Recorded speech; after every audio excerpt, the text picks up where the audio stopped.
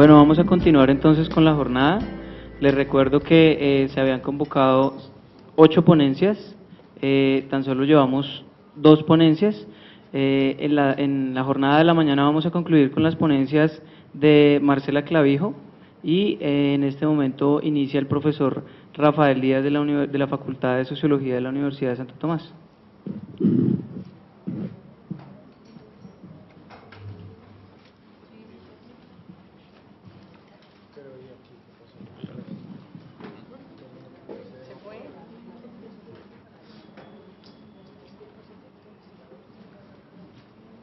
Bueno, buenos días. A ver si sirve eso. Buenos días.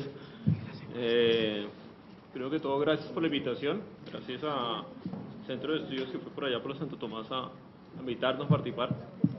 Y a ustedes por estar aquí asistentes. Aclaro una cosa, yo todavía no soy doctor. Soy estudiante aún. Entonces, es como difícil ver esas cosas así tan abruptas. El texto de hoy había puesto para un título algo así como provisional sobre todo este proceso de objeción de conciencia, y el texto se titula Deber de resistencia, que es el principio, sobre todo podemos decir un principio ético de la democracia, y es algo que se tiene que tratar a partir del problema que tenemos con el servicio militar obligatorio, el reclutamiento forzado en Colombia, no solamente por parte del Estado.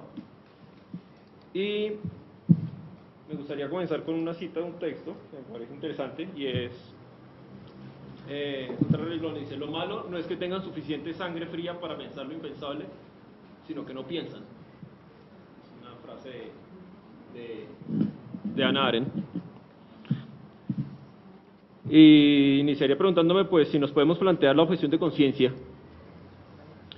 y si tenemos que responder a esto, de qué manera lo podemos responder, si respondemos su significado como tal, o tenemos que hablar directamente sobre lo que determina decir que podemos llevar a una objeción de conciencia.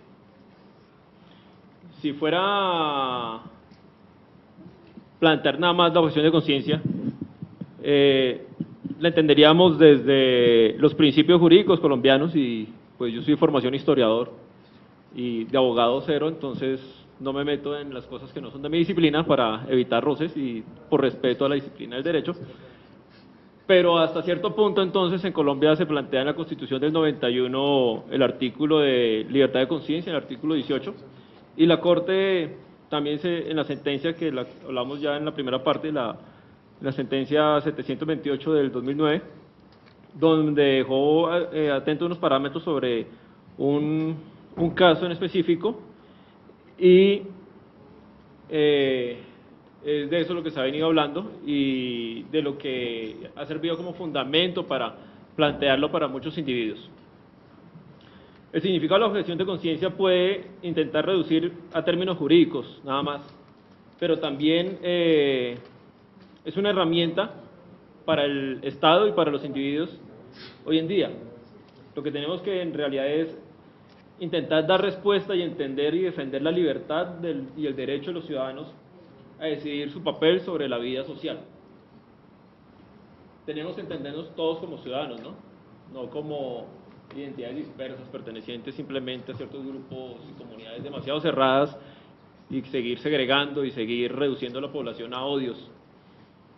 Pero entender el papel de la libertad de los ciudadanos en Colombia se encuentra sobre todo en la lucha por desvincularse por el peso causado por la tradición del pasado bélico colombiano, un pasado de las guerras civiles del 19, un pasado del siglo XX donde vivimos un periodo de violencia política partidista que lo conocemos todos dentro de lo que llamamos la guerra, el ciclo de la violencia, las confrontaciones después en los años 60 y 70 cuando fue, digamos, ese auge de la lucha subversiva, y después de los años 70 cuando comienza el conflicto de los nuevos actores con los grupos de narcotraficantes y paramilitares.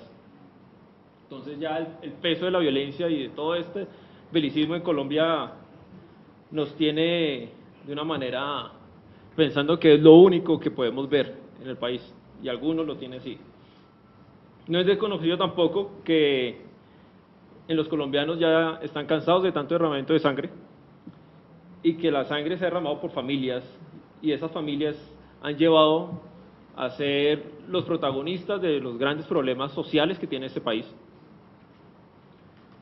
Son esas familias las que se ven de cierta manera agobiadas y toda la población en realidad por el papel que también juegan una parte de los medios de comunicación en Colombia, que se encargan nada más de exaltar esa violencia de una manera morbosa y vulgar, porque simplemente les encanta dar el protagonismo sobre el hecho violento, sobre los muertos que hay, sobre todas las escenas dantescas de muerte y sangre, sin ningún sentido, sin ningún profesionalismo, y es una degradación completa por la vida y un irrespeto por las víctimas, y aparte de todo es simplemente un irrespeto por la sociedad en general al realizar ese tipo de transmisiones.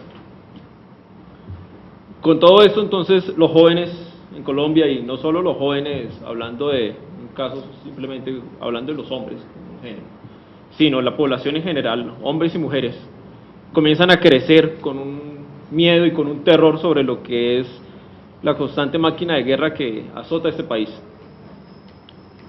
Y se ven entonces aún con más miedo cuando llegan a su etapa de ser adultos, cuando ven el reclutamiento forzoso por parte del Estado y otros grupos armados que hacen presencia en el territorio colombiano y agudizan aún más y fortalecen la idea militarista dentro del país.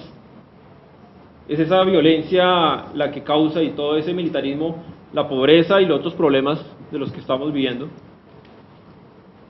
y que alimentan entonces el horror en el que unos se están acostumbrando. Lo que tenemos que pensar entonces es, y si esto es una democracia y esto es un país democrático donde se exalta la ciudadanía y la libertad, ¿en dónde queda la libertad de los ciudadanos? ¿Dónde queda la libertad de las personas para decir si quiero hacer partícipe de esa guerra o no? Es cierto que para muchos que se encuentran, quieren ejercer su derecho de objeción de conciencia, pero para otra parte del país, producto de toda esta exaltación de la violencia, también les encanta el ala militarista. No hay que decir que es que en Colombia no, hay gente que le encanta y vive de esto. Entonces hay que saber qué es lo que tenemos que hacer los demás ciudadanos. Y entonces, ¿dónde está el papel de la libertad de los individuos? Si es que los pocos que no quieren pertenecer a la vía militarista se tienen que ver, bajar la cabeza y hacer caso entonces a la mano dura, y simplemente enaltecer el militarismo por decir que hay una lucha contra el terror mundial en el que nos metieron hace ya poco más de una década, porque se dice también hace 2 décadas que la democracia triunfó, y entonces solamente la democracia con su mano fuerte también puede crear la ciudadanía global y una libertad y un buen gobierno, de lo que se habla hoy en día. Y entonces, para todo esto, el gobierno fabricó la herramienta del servicio militar obligatorio. No es solo parte de la herramienta de lo que difiero del anterior orador, de Diego Carreño. No es solo una herramienta del capitalismo, sino que también dentro del propio Estado soviético existió esa idea militarista. Para eso estaban las marchas estalinistas con su aparato rojo del ejército rojo trotskista y la exaltación de las armas. Eso es algo que nos marcó mucho en el siglo XX. Y simplemente con eso, con el aparato militar, se está legitimando el papel de la autoridad y el monopolio de la fuerza sobre los ciudadanos. Entonces el militarismo es una herramienta del Estado, una herramienta para legitimar su papel con los ciudadanos, ya que no lo puede hacer de otra manera.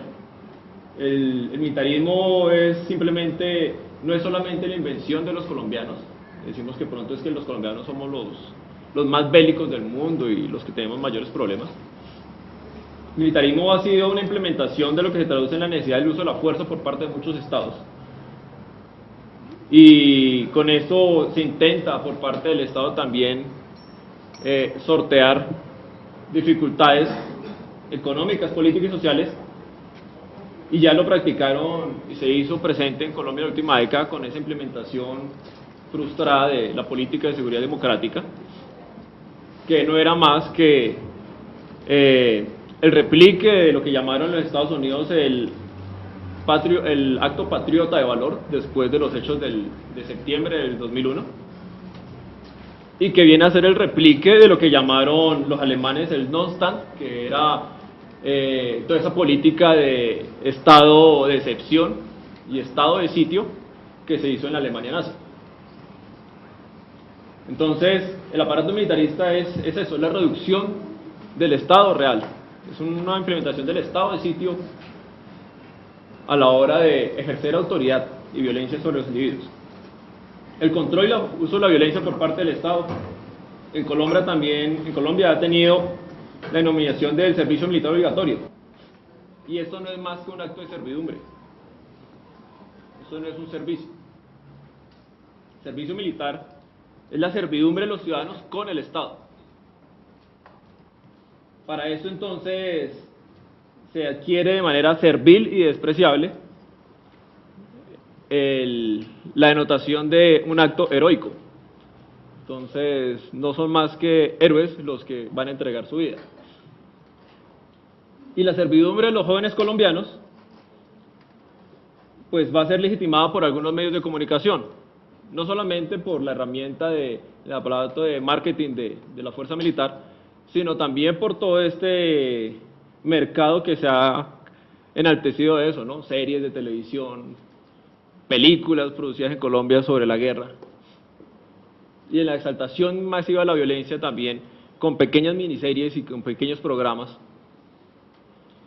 El enaltecimiento también, por ejemplo, en los llamados programas de periodismo o supuestamente noticieros, en donde simplemente se hace una fascinación por el combate, por las dadas de baja, como le dicen, que son ciudadanos también, no importa de dónde estén metidos y con qué bandera tengan en su brazo, pero son ciudadanos colombianos. Pero entonces todo esto está creando una visión acerca de producción y acumulación de un espectáculo de lo que denomina el héroe colombiano. El papel de los medios entonces es importante y el Estado se ha articulado en mantener sobre todo el control sobre la voluntad de los ciudadanos, el querer vincularse sobre el monopolio de la fuerza o no, y el ejercicio mediático que se ha elaborado junto al Estado,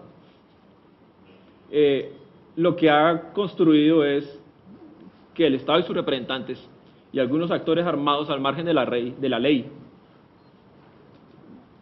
den la idea de una necesidad innegable de la guerra en Colombia como la única solución para todos nuestros problemas. Es necesario entonces seguir acumulando más presupuesto militar, es necesario continuar la guerra porque si no, no tenemos otra salida. Y para algunos, me imagino que como han vivido toda su vida, de los que estamos en esta sala, viendo la guerra constante todos los días en este país, pues es normal ver el aparato militar en las calles, los policías fuertemente armados. Es normal prender la televisión y ver todos estos saldos de horror todos los días. Y sobre todo porque se ha marcado una idea durante la última década y en donde es que en Colombia existe un enemigo común. Hay un enemigo que es el enemigo del Estado y si ustedes no comparten de la idea del Estado, entonces pueden ser también el enemigo. Lo que hay que hacer entonces es una reivindicación por esa guerra, si no quieren ser víctimas del Estado, ¿no? Inclusive lo decían públicamente en los últimos años. En Colombia o están con el aparato estatal de la presidencia o están en contra y son terroristas. Pero la violencia generada en Colombia no va solo en la guerra, esa se refleja también en la implementación de las prácticas militaristas y la principal violencia que nos pone en duda sobre la soberanía que existe en este país y sobre la democracia colombiana está evidenciada en la restricción absoluta de la libertad y es esta que es el servicio militar obligatorio. La práctica de las tácticas que conocemos popularmente como las batidas. Imprime la evidencia que en este país se suspende la libertad de los ciudadanos en cualquier momento. Que la violencia se hace llamar legítima y soberana, sobre todo cuando se hace por parte del Estado. Y que esta realidad, entonces, es la suspensión completa de la democracia y de los derechos. Y demuestra solamente el poder y el control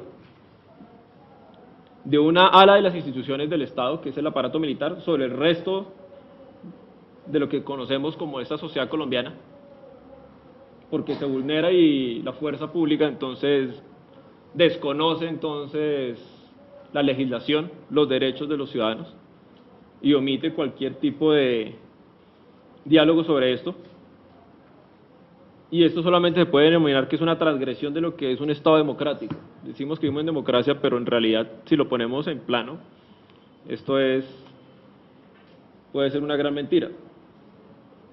Las prácticas de las batidas son lo más común que podemos ver en nuestro país, ¿no? Sobre todo esta semana. Esta semana que es la semana de reclutamiento, entonces todos los portales están en batidas desde el lunes. En los pueblos de la periferia de Bogotá están desde el domingo. Entonces, muchachos, estén atentos, sin horror. Sé que eso les causa un miedo, pero hay que tener en cuenta que ese tipo de prácticas se establecen por parte del Estado, sobre todo en zonas populares, sectores de periferia, pueblos, barrios con problemas económicos y zonas marginales. No creo que encontremos una batida en ciertos sectores exclusivos de grandes ciudades de Colombia, ¿no? Y sobre todo se hace un caso omiso a lo que venimos hablando, que puede ser la objeción de conciencia. Y eso pone entonces en duda lo que puede ser la legitimidad del Estado y la legalidad del propio Estado. Entonces, ¿para qué tenemos instituciones? ¿Para qué tenemos los poderes públicos? La legitimidad y la legitimidad del Estado y de la objeción de conciencia se llevan a ser vulneradas en Colombia no solo por parte del aparato de la fuerza, sino por actores que están alrededor de él, ¿no? El reclutamiento no solamente incluye a los mayores de 18, sino también vemos preciso que incluye a los menores de edad. Y es una práctica que se ha llevado por décadas. Y aparte se acorrala a la población, ¿no? A la población civil. Se le incluye de manera forzosa a subirse a estos camiones, que es una práctica que viene a ser rechazada por Naciones Unidas ya hace más de 15 años, donde la población civil no se puede encontrar dentro de vehículos militares, sobre todo en Colombia, que es un país en conflicto armado interno, y así está clasificado a nivel mundial. Y entonces la población civil simplemente se excluye de todo tipo de derecho. La situación del conflicto colombiano entonces es clara. Hay un derrumbamiento del Estado de Derecho. Esto no se puede decir que es una crisis, sino una anulación de la democracia. Crisis no es porque no es que existiera un Estado que en un momento, sino no se ha dado. Es una anulación de la democracia y de la libertad gracias a la violencia, que se legitima por el Estado y los otros actores, que nos enfrasca en la anulación de todo adversario. Porque aquí no se ve a la persona que no comparte las ideas como esa relación de antagonistas, sino es el adversario y hay que aniquilarlo. Por eso se solucionan las cosas a golpes. Hay gente que no le gusta que le digan la contraria, ¿no? Y que no le hablen de otras cosas, que porte otro color diferente al que él porta, o que escuche otra música como la que él escucha. Entonces, eso también nos lleva a una discriminación, a una valoración moral de las personas, a la desaparición física y además a las tensiones que son evidentes en Colombia entre lo que pueden denominarse tensiones de sectores económicos, etnias, ideologías, religiones, géneros, y alimentan los ríos de sangre que circulan por nuestro país, convirtiendo en algo normal el paso de hombres armados por las calles, de uniformados, las agresiones, las riñas, las diferencias entre adversarios, el enaltecimiento de la fuerza con esos desfiles militares, y la fuerza a la hora de usarla con cualquier otro individuo. aparte se ve como el único medio de salida y el único medio de control social posible, ¿no? Sabemos lo que pasó hace 2 semanas con la legítima protesta social de un sector de colombianos. Entonces la única manera de controlar la protesta social no es dialogando, sino reprimiendo. Entonces toca sacar al aparato militar para que reprima. Incluir la política de estado de excepción, ¿no? Se reprime y si se vulnera el horario de salida, entonces todo el peso de la fuerza y la ley. ¿Y esto qué nos queda? Entonces tenemos guerra, tenemos violencia, la continuación de las relaciones políticas y sociales, donde la única oportunidad de la ciudadanía de nuestros jóvenes se ve vulnerada. Y no es un secreto que la guerra es el deseo de la satisfacción constante y la muerte por muchos. Hay gente que se siente feliz por verla. Es un desprecio al que nos ha llevado a muchos a ver cómo, hemos visto cómo muchos desprecian la vida. No solo la vida, sino la condición de la humanidad. Y entonces la libertad de los colombianos se ve relegada a los comportamientos de unos pocos con comportamientos y psicopatologías sadomasoquistas. No podemos decir que el gobierno sea el único que tiene ese uso de la fuerza y de la violencia, ¿no? También es parte de los propios ciudadanos que se están enfrascando en esto. Y el derecho a objeción de conciencia no es solo un acto de la experiencia que ustedes tengan que tener solamente porque están cruzando algunos individuos de esa edad. El acto de objeción de conciencia es parte de un derecho que está dentro de la democracia colombiana. Está establecido constitucionalmente como el libertad de pensamiento y el libre desarrollo de personalidad también. Y que el Estado lo puede burlar o no, así como se ha burlado la ciudadanía muchas veces, y con esta la libertad. Entonces hay que establecer realmente con esos espacios de debate la interacción entre lo que puede ser la objeción de conciencia y cómo actuar con respecto a esa, no solamente informarnos. No puede ser que la hegemonía de la violencia en nuestro país no pueda tener un tipo de resistencia, y el acto de resistencia constituye entonces, para muchos, si no lo saben, eso es parte de la ciudadanía.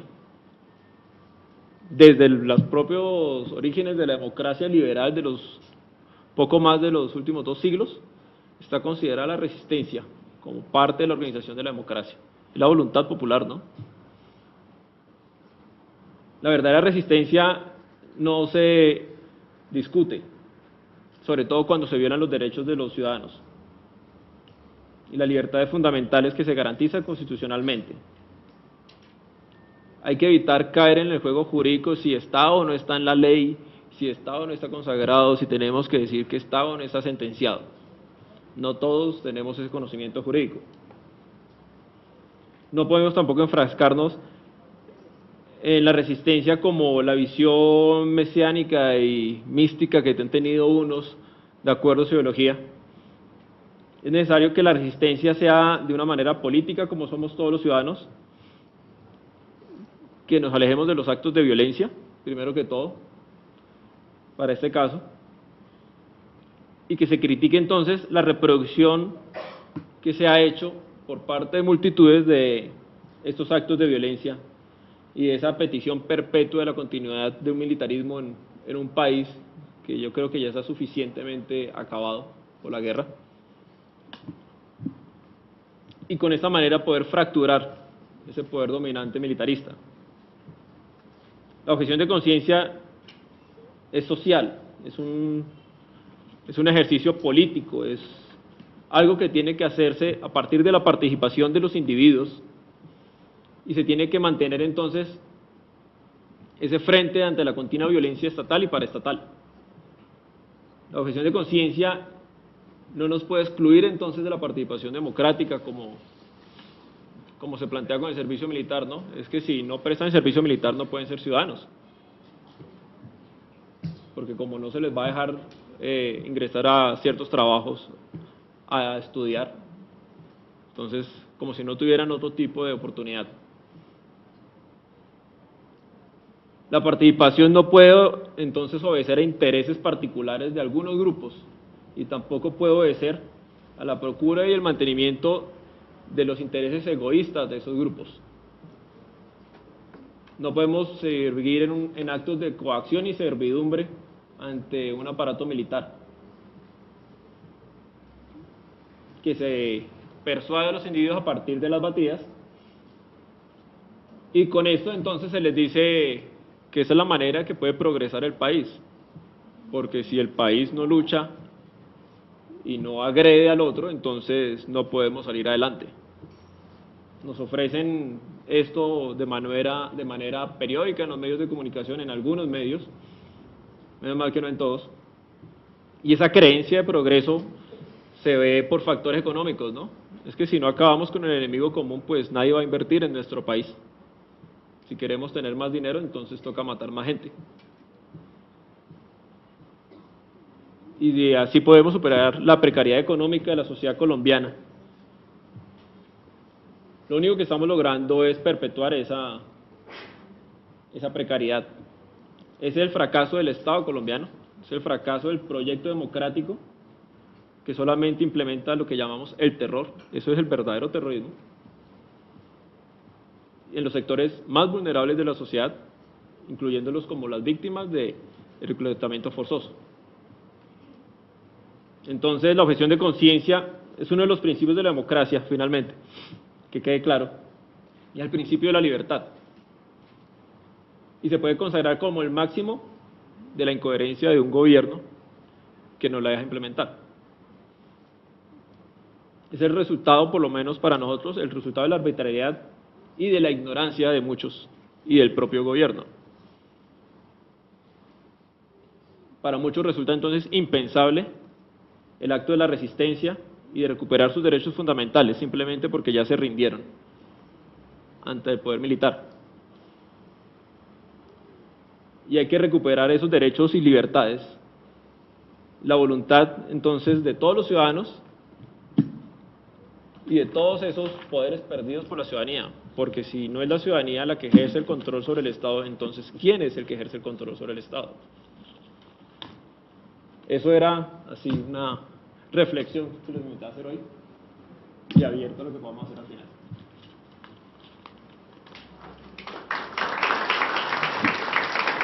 Ahora invitamos a Marcela Clavijo de Operación Sirirí.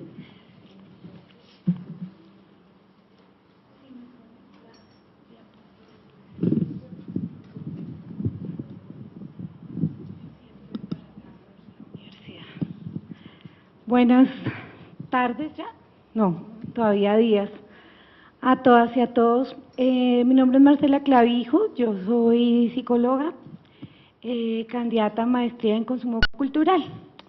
Y aquí, gracias a la Escuela de Derechos Humanos, hemos tenido la oportunidad de venir en varias ocasiones para hablar de temas relacionados con los derechos humanos y con este tema local. Yo en la actualidad me desempeño como presidenta de la Comisión de Gobierno de la Junta Administradora Local de Chapinero, es decir, soy edilesa de la localidad. Esta presentación le hemos llamado Operación Sirirí, pero sí me gustaría que la pudiera ver el auditorio en la medida que vamos conversando, porque es el sirirí. Cuando uno dice, ay, qué sirirí, ¿cierto? Qué sirirí, es como molesta, como cansa, ¿cierto? Bueno, y esto surge a raíz de una experiencia de vida. Mi compañero tiene un hijo que en este momento tiene 20 años.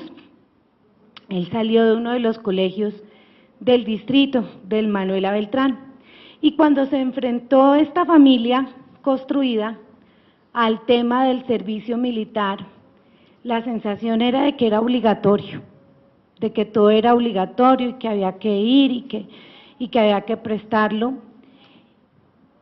Y el profesor Rafael, en su exposición, mencionaba varias cosas que me parecían interesantes porque yo las viví, ¿sí? Primero, una total desinformación de todos los padres y madres de familia acerca de este tema. Y eso que somos defensores de los derechos humanos, ¿sí? Pero una total desinformación, realmente hasta que nos toca ahí cerquita, es que empezamos a ver que existen varios mecanismos para esto. Y ha sido un tema muy complicado porque entonces el Estado, en su hegemonía patriarcal, vende el salvar la patria, el honor, como si no hubiera otras formas de hacer patria, ¿sí? Como si empuñar un arma fuera una forma de hacer patria y no coger una pala y sembrar un árbol o proteger un río o respetar el espacio público, qué sé yo, bueno, tantas cosas que pueden haber allí. ¿Qué pasó con la presa? Ah, ya casito. Tuvieron que apagarlo y volverlo a prender. Entonces, por eso se empezó a llamar Sirirí, porque en este ejercicio he encontrado muchas mujeres que tienen muchas incógnitas. No quiero decir que los hombres no las tengan, seguramente los padres de familia que están junto a sus hijos tengan esta misma inquietud, pero a mí me ha tocado la tarea es con la señora que tiene su hijito en un colegio generalmente distrital, ¿sí? Generalmente público, ¿sí? Y no sabe cómo abordar este tema y se siente mal, ¿no? Y este proceso de incertidumbre en el que se ve sucumbida la población porque hay batidas ilegales en esta ciudad. El doctor Rafael nos decía que era en los barrios populares, en los barrios marginales, etcétera, etcétera. Un camión en el sector del Ricaute, en la localidad de Mártires, se paró en la salida del Transmilenio y se cargó a todo el mundo, sin derecho a hablar. Con tal suerte que dentro de esos estaba Mateo Manotas, o sea, el hijastro de esta señora. Él tiene su papelito de que es hijo único, de que no lo pueden llevar, de que está estudiando, de que todo esto, se lo presentó al teniente, no me importa, para el camión, no sé qué, y si no lo pongo a limpiar el camión, no sé cuántas. Él trataba de llamar del celular, llamó del celular, me están llevando, que va para el terminal porque se va para el llano de la contraguerrilla. Y él decía, y yo le decía, no te pueden llevar, eso es ilegal, eso es ilegal. Y empecé a llamar a Raimundo, a todo el mundo, al comandante de la estación de policía, de acá de Chapinero, y yo, pero ¿esto qué es? Aquí hay un error, esto no lo pueden hacer, ¿cómo es posible? Y cada vez Mateo más angustiado, ya nos sacaron del batallón, vamos para el terminal. Y yo dije, esto es una cosa impresionante. Cuando él me dice, estamos en el terminal y ya están aquí en el Bolivariano y nos van a echar para… Yo dije, no, ya voy para allá. Yo llegué allá y le dije, señor, aquí hay un error, aquí hay un muchacho que ustedes no se lo pueden llevar. Y el tipo no me quiso dar mayor razón de nada. Es que no tiene reglamentada la libreta militar. Es que a mí no me sirven esos papeles. ¿Yo cómo voy a creer en un papel, una declaración juramentada hecha en una notaría donde dice que él es hijo único, ¿sí? Donde dice que está estudiando, etcétera, etcétera? A mí no me sirven esos papeles. Yo realmente la credencial de edil la saco en pocas ocasiones, pero ahí se me saltó. Le dije, bueno, tal vez este papel sí le sirva. Y le dije, esto se llama secuestro, señor. Inmediatamente bajaron a Mateo del camión, a 2 señoras, 3 señoras más que habían allí con sus hijos de la misma manera, les devolvieron sus hijos y se pudieron ir para la casa. Pero esto es inadmisible, esto no nos puede suceder. Esto no nos puede suceder. La objeción de conciencia es un tema del cual sería deliciosísimo hablar, pero hoy nos vamos a concentrar en la objeción de conciencia en el servicio militar obligatorio. Sería chévere que también lo miráramos desde la interrupción involuntaria del embarazo, ¿sí? Que es un tema que ha generado mucha discusión en el ámbito de las mujeres y los derechos sexuales y reproductivos. Pero hoy vamos a hablar de esto. Efectivamente, el artículo 18 de la Constitución dice: se garantiza la libertad de conciencia, nadie será molestado por razón de sus convicciones o creencias, ni compelido a revelarlas, ni obligado a actuar contra su conciencia. Yo ahí le puse como un monachito que dice: menos armas y más educación. Yo creo que así hacemos patria. La siguiente. En Colombia, el pasado 14 de octubre del 2009, la Corte Constitucional reconoció que sí existe el derecho fundamental de objeción de conciencia. Y entonces, hoy en día, los jóvenes colombianos que tengan profundas convicciones morales, políticas o filosóficas que les impidan portar o hacer uso de armas, podrán quedar exentos de prestar el servicio militar obligatorio. Y es que el tema es con lo obligatorio, porque nosotros, pues habrá personas que creamos tanto en la paz que creemos que podemos construir un mundo sin armas, ¿cierto? Pero también habrá otras personas que quieran hacerlo, Son dos cosas distintas. Estamos hablando de aquellas personas que queremos ejercer este derecho, o sea, que no sea obligatorio. ¿Por qué? ¿Por qué obligatorio? ¿Sí? ¿Y por qué el Estado crea un aparato hegemónico de castas que se vuelve un poder opresor en la sociedad? En los estudios de percepción de consumo de lo público, cuando la gente ve un uniformado, siente cosas, ¿sí? Siente sentimientos. Uno de los sentimientos más generalizados es el miedo. Me da miedo. Vayas en la patrulla no, me da miedo. Y para las mujeres lo es más alto. ¿Sí? Vayas en la patrulla con ellos, que ellos la acompañan a la estación. Ay, no, a mí me da como miedo. Y es por esa estructura hegemónica, esa estructura autoritaria, ¿sí?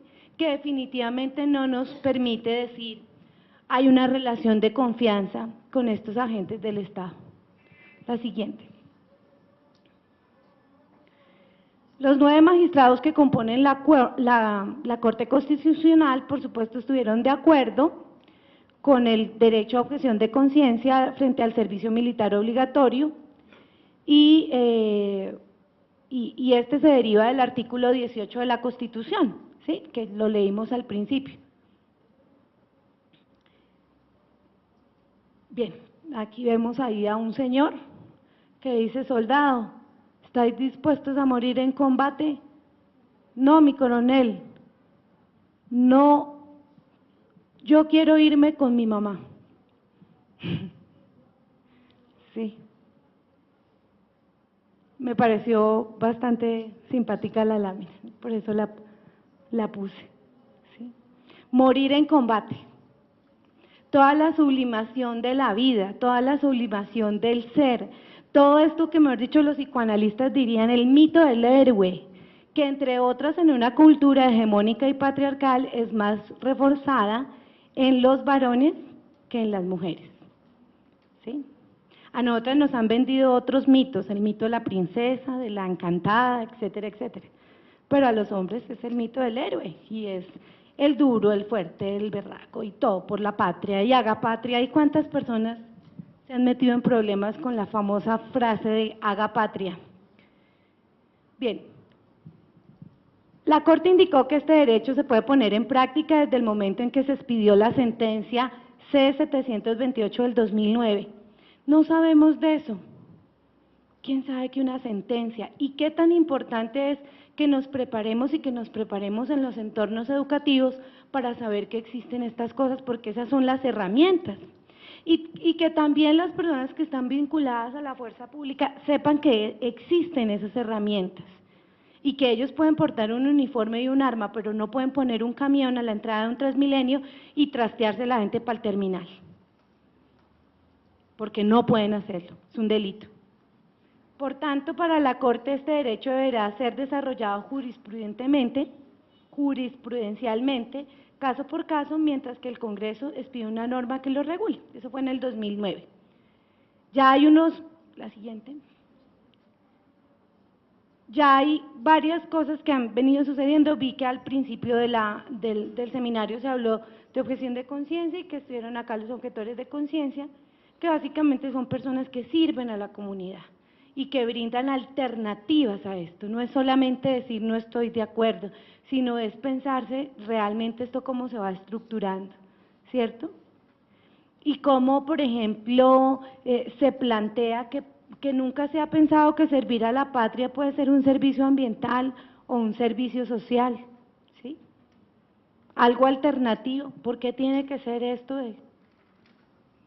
Además que es una industria supremamente costosa, ¿sí?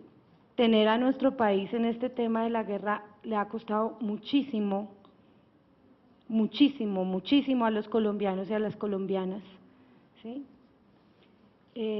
Y hay otro tipo de servicios que están descuidados, o que estarían por atender, y creo que las juventudes nos han demostrado que hay muchas más habilidades, ¿sí?, en esta etapa del ciclo vital, y hay muchos más intereses sobre lo que es el desarrollo de un entorno y la preocupación por esta formulación de lo que debe ser un territorio, no solamente en Bogotá, sino en todo el país, ¿sí? Organizaciones sociales e instituciones universitarias nacionales e internacionales nos hablan de la objeción de conciencia. Ellos hicieron parte de este proceso. Ahí está la famosa escopetarra de César López, los que pudimos ir el domingo allá al Jorge Eliezer Gaitán al concierto de la Semana por la Paz. Lo pudimos ver, que es la escopetarra, es una fusión entre una guitarra y una escopeta que funciona para la música, para lo que debe ser, o sea, pues ahí la pueden ver, ¿no? Ahí la ven, ¿cierto?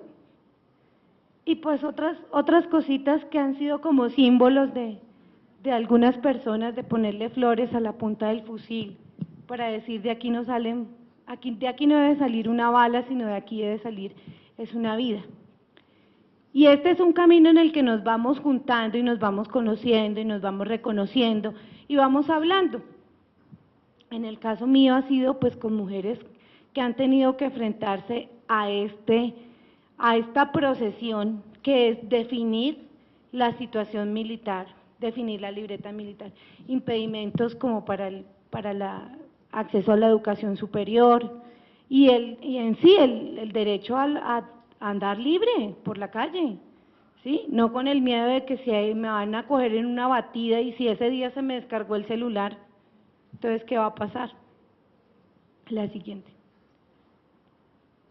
Estos son los proyectos de ley sobre la objeción de conciencia que están ahorita vigentes, y hay unas normas internacionales del señor Rachelbert. Le hago un reconocimiento a la acción colectiva de objetores y objetoras de conciencia, porque a través digamos, de esta página hemos podido como mandar correos a mujeres, a madres, y ahora no solamente acá en Chapinero, sino pues también en el Putumayo, en Florencia, en Arauca, en el Casanare, ¿sí?, que es donde pues es más frecuente esta violación a este derecho, y es una violación a los derechos humanos hacer esto. La siguiente. Y aquí los objetores de conciencia nos hablan de 5 puntos que hay que tener cuidado, que son 5 momentos claves. Y yo decía, ¿cómo a mí me hubiera servido saber esto? ¿Sí? O sea, saber esto, tener más herramientas pues para poder. ¿Y cómo nos va a servir de aquí en adelante? Por supuesto, a los 17 años de edad en la cual la ley 48 del 93 establece que los jóvenes deben presentarse para iniciar los trámites para definir su situación militar. O sea, que uno sepa que ya a los 17 uno tiene que estar en la jugada, ¿sí? Y a los 17 todavía son menores de edad. Es una responsabilidad de los padres y las madres. Mientras se está cursando el grado 11 de educación básica primaria, se hacen unas llamadas a los colegios, ¿sí? Básica secundaria, perdón, ¿sí? Si ya ha sido reclutado, puede objetar dentro del distrito militar o el batallón donde ha sido incorporado, ¿sí? O sea, a mí, que apto, que el examen, que pasó el coronel, que no sé cuántas, que los tuvieron, estando allí adentro, montado en el camión, o sea, situaciones que la gente cree que ya no se puede hacer nada, ya se lo llevaron, no, ya está en Tolemaida, ya está en no sé dónde. No, señor, resulta que sí se puede. Si prestaste el servicio militar obligatorio y eres reservista, puedes también declararte objetor y dejar esa condición. O sea, ya, ¿sí? Así tenga uniforme, cachucha.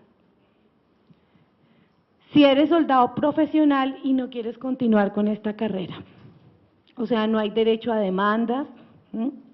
No hay derecho a investigación de disciplinarios, ni nada de este tipo de cosas. Tiene derecho a ejercer la objeción de conciencia. ¿Qué hace el distrito frente a esta iniciativa? El distrito de Bogotá, la administración distrital y la Secretaría de Gobierno expresaron su respaldo a la objeción de conciencia en la prestación del servicio militar obligatorio. Los representantes de los movimientos de objeción de conciencia, junto al director de Derechos Humanos y Apoyo a la Justicia de la Secretaría de Gobierno, el señor Andrés Hidarraga, explicaron los objetivos de la movilización que se realizó el pasado 24 de agosto en la Plaza Bolívar. Allá hubo una concentración. No tuvo tanta incidencia con las otras movilizaciones que han habido porque, pues, bueno, aquí nos estamos movilizando por los derechos de todos y todas también, ¿no? Y el principal objetivo fue respaldar la objeción de conciencia frente al servicio militar obligatorio y exigir una regulación en los procesos de reclutamiento. Lamentablemente, aquí en la alcaldía de Chapinero, un alcalde que ha dicho que le gusta el tema de los derechos humanos y ha venido a inaugurar eventos de derechos humanos y todo esto, se le olvida promover la objeción de conciencia, pero sí pone a disposición unos recursos físicos de la alcaldía en el primer piso para que el Ejército Nacional tenga una oficina para el reclutamiento y la normalización del ejército. A mí me parece lamentable, me parece en contravía. Yo creo que uno hace acción de los derechos es ejerciéndolos y el poder es para eso, ¿no? Para poder darle coherencia pues a este tema. Me sorprende mucho porque la Casa de Igualdad de Oportunidades de las Mujeres de Chapinero está buscando un sitio en arriendo, no ha sido fácil porque debe tener condiciones de accesibilidad para la discapacidad, un salón para reuniones, una cosa privada para las consultas jurídicas, etcétera, etcétera. Y las personas que están en la Casa de Igualdad, como todavía no han resuelto el tema del arriendo, pues apelaron a la alcaldía para un espacio. El espacio que les brindaron es un espacio que es intermitente y es una sala de juntas, una pequeña sala de juntas, no cuenta con un escritorio, no cuenta con nada. Sin embargo, para el ejército sí hubo escritorio y todo, y privacidad, ¿sí? Esto realmente es incoherente, o sea, pues, si nosotros estamos hablando de una Bogotá humana, donde vamos a apoyar los objetores de conciencia, porque no estamos diciendo que no estamos en contra del ejército, no, pues, habrá discusiones desde el punto de vista filosófico y epistemológico de pues que son modelos hegemónicos, que son modelos autoritarios, que es la sublimación de la guerra, que es, digamos, de alguna otra manera decirnos que no existe otra forma de diálogo que no sea la guerra, o sea, o de control o de organización de un territorio, sí, es válido. Pero todo este movimiento nos lleva a decir, bueno, aquí hay un derecho, aquí hay un movimiento, somos muchos, necesitamos información de eso, porque se les da la información de cuántas fotos debe traer y qué formulario debe llevar y lo esperamos entonces en el batallón XT reservista no sé qué, ¿sí? Entonces, hay algo que debemos tener en cuenta. La objeción de conciencia se debe presentar mediante escrito con todos los datos personales, explicando el imperativo religioso, moral o filosófico que resulte incompatible con el deber jurídico e indicando los medios con los cuales se pueda demostrar la veracidad de esas afirmaciones, ¿sí? Sí, uno diría, uy, pero ¿y uno cómo hace verificable un planteamiento filosófico? Que podría ser, no es que yo, no, mi filosofía de vida, ¿sí?, no me permite mantener un arma o estar en un sistema de estos militares. Pues para eso existen las declaraciones extrajuicio, donde uno declara, ¿sí? Y eso es válido. Como es válido para decir que vivo en unión libre con una persona, es igual de válido para decir que no quiero tener ningún tipo de relación con las armas. ¿Y cómo es comprobable? Pues llevando un testigo que firme ahí con usted, ¿sí? Pero eso no lo sabemos, no lo sabemos, ¿sí? Y lo que nos vende este sistema y este Estado es que se está haciendo algo delictivo, se está violando algo, estamos haciendo algo casi pecaminoso. Entonces esta propuesta, pues que básicamente nos lleva es a documentarnos, a informarnos, a saber que no estamos cometiendo ningún acto delictivo, que es parte de nuestros derechos, que es una acción constitucional, busca romper el espiral de la violencia. Nosotros tenemos un tema de violencia que empieza en casa, del hombre a la mujer al niño, del niño hacia los animales, etcétera, etcétera. Y que busca romper esta espiral de la violencia. Entre menos mecanismos del Estado acudan a las formas violentas, menos entornos violentos vamos a tener. Y sería una acción pedagógica hasta del inconsciente colectivo, ¿sí?, poder llegar allá.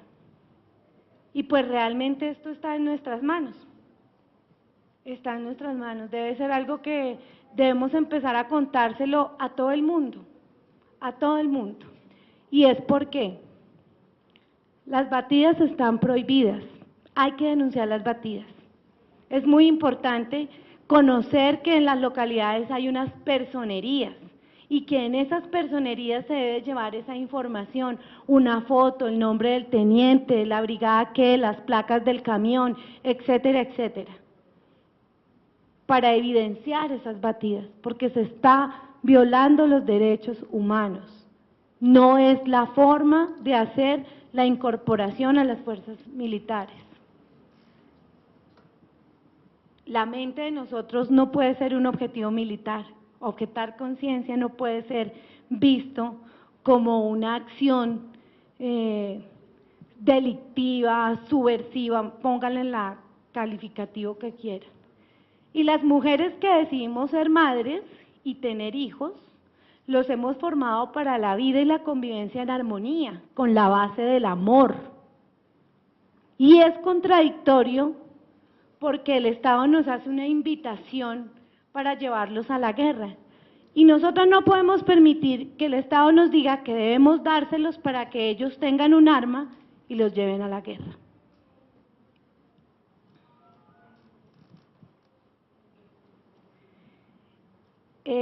Básicamente pues es esto es como la apertura de otro tema que tendremos más adelante, que es la objeción de conciencia y la interrupción voluntaria del embarazo, que es muy importante pues para que las mujeres también, digamos, en el marco de los derechos sexuales y reproductivos lo hagamos. Pero pues básicamente es eso, ¿no? Nosotros también tenemos un derecho, decidimos ser madres. Hay unas mujeres que deciden no ser madres, siguen siendo mujeres, pero unas decidimos ser madres. Ellos son menores de edad, hasta los 18 años. Tenemos un marco normativo, afortunadamente.